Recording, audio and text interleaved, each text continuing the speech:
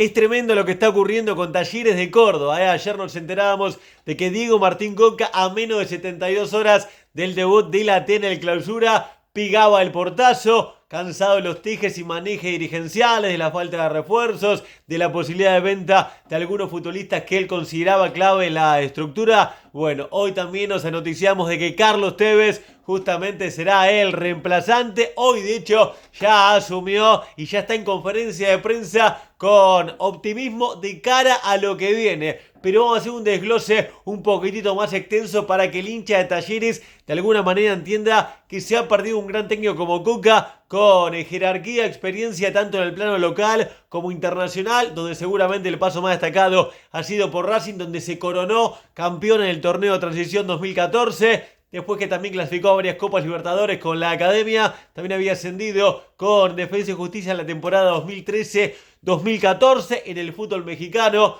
Bicampeón con el Atlas, que hacía mucho que no se consagraba. Fue técnico de la selección azteca por algunos meses. Fue también el técnico de Valladolid hace algunos meses atrás, aunque no le fue del todo bien. Yo creo que venía un técnico con la personalidad justa y necesaria para enderezar un timón que me da la sensación de que desde mediados del 2024 viene algo torcido, viene esquivo, a pesar de que la T estuvo cerca de coronarse a finales del 2024, que termina perdiendo la última ficha ante Newell's, se termina consagrando Vélez. Me parece que hace un año que le vienen errando dirigencialmente en el conjunto cordobés, a tal punto de que ha salido Walter Rigoneto, de que este año salió el Cacique Medina, también Pablo Guiñazú, que se había ofrecido justamente como interino, que tampoco le fue nada bien, y me parece que con Coca habían dado en la tecla justa para encontrar el entrenador que también pudiera manejar un vestuario, que de acuerdo a los que conocen el paño,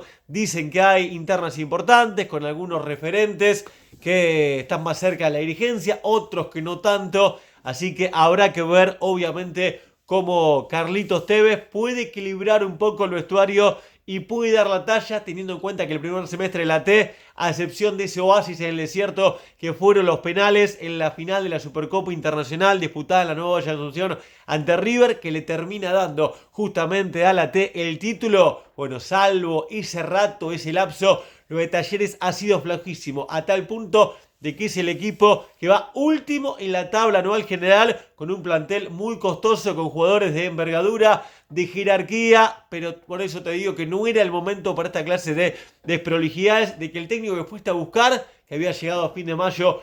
pusiera el portazo a pocas horas de que comience justamente la acción en el torneo clausura, que era el objetivo, en realidad el único, porque Talleres ya había quedado fuera de Copa Argentina, porque no jugaba Sudamericana, mucho menos Copa Libertadores, es decir, había jugado Copa Libertadores, pero salió último, ni siquiera pudo llegar a tener ese puesto que le permitiría ir a Sudamericana a los 16avos de final. Coca recaliente porque no hubo refuerzos, solamente repescaban a Angulo y a Sequeira, que venían de buenos rendimientos en los clubes en los cuales se los había dado préstamo, pero Diego Martín había pedido nombres propios que fácil la comisión directiva no pudieron acercarle, y la posible venta de Matías Galarza Fonda, más conocido como Modric, por su parecido físico con el croata, y de Juan Portillo, muy posiblemente a River, me parece que terminaron de caldear, de rebalsar el vaso, y Coca no se la bancó, no tenía ganas, me parece, de pasar papelones con un plantel con el cual él no estaba cómodo, no le había ido bien los amistosos y terminó pegando el portazo, se despidió de los jugadores, a los que seguramente no les gustó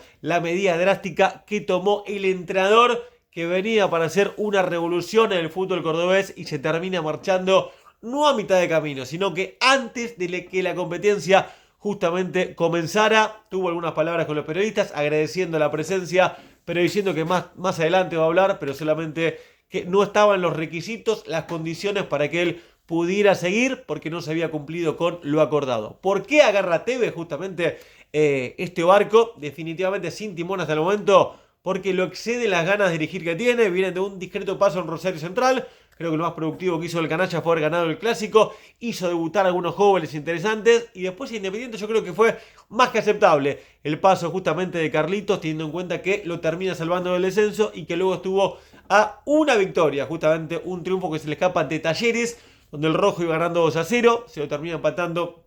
el conjunto que en aquel entonces dirigía Walter Ribonetto, con un Girotti que estaba encendido. Bueno, por ese empate, Independiente no puede clasificar al tramo final de esa Copa de la Liga que termina ganando Estudiantes de La Plata. Hasta ahí los únicos pasos de Tevez como entrenador, obviamente como futbolista de suma jerarquía, tanto a nivel local como internacional, con mucho pasado también en la selección nacional. Me parece que tiene también espalda para poder bancarse un plantel que seguramente hay que tener cortito para que pueda levantar la pobre y magra imagen que ha tenido en el primer semestre. Se ha ido Coca, pegó el portazo, Fassi apostó por Carlos Tevez, lo llamó y a las pocas horas se tomó un vuelo para Córdoba. ¿Será un parche o definitivamente será El Salvador en la tetera? Veremos cómo le va en el debut a Talleres ante San Lorenzo. Empiezo a leer sus comentarios, los pulgares bien arriba, agradezco su suscripción y seguimos obviamente conectados en el canal de YouTube de Miguel Argentino.